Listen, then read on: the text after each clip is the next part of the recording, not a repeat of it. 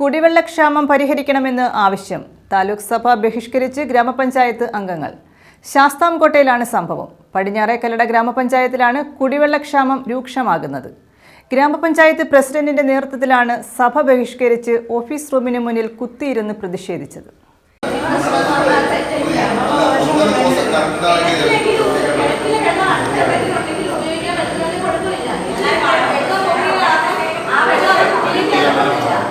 പടിഞ്ഞാറേക്കല്ലട പഞ്ചായത്തിലെ കുടിവെള്ളക്ഷാമം പരിഹരിക്കണമെന്നാവശ്യപ്പെട്ടാണ് താലൂക്ക് സഭ ബഹിഷ്കരിച്ചത്.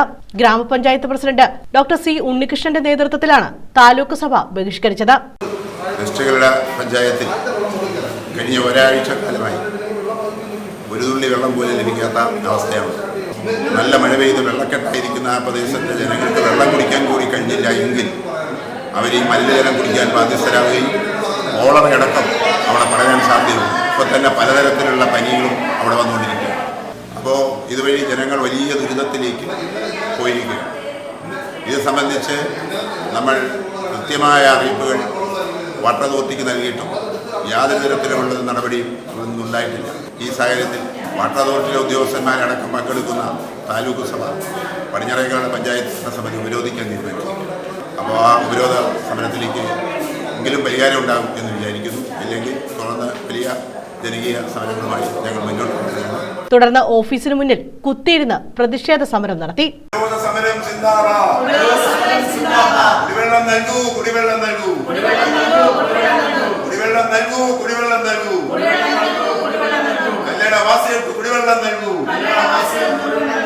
അംഗങ്ങളായ സുധീർ, എൽസുധ, സുനിതാദാസ്, ഷീലാകുമാരി, അംബികകുമാരി, ഓമനക്കുട്ടൻ, സിന്ധു എന്നിവർ പ്രതിഷേധത്തിന് നേതൃത്വം നൽകി.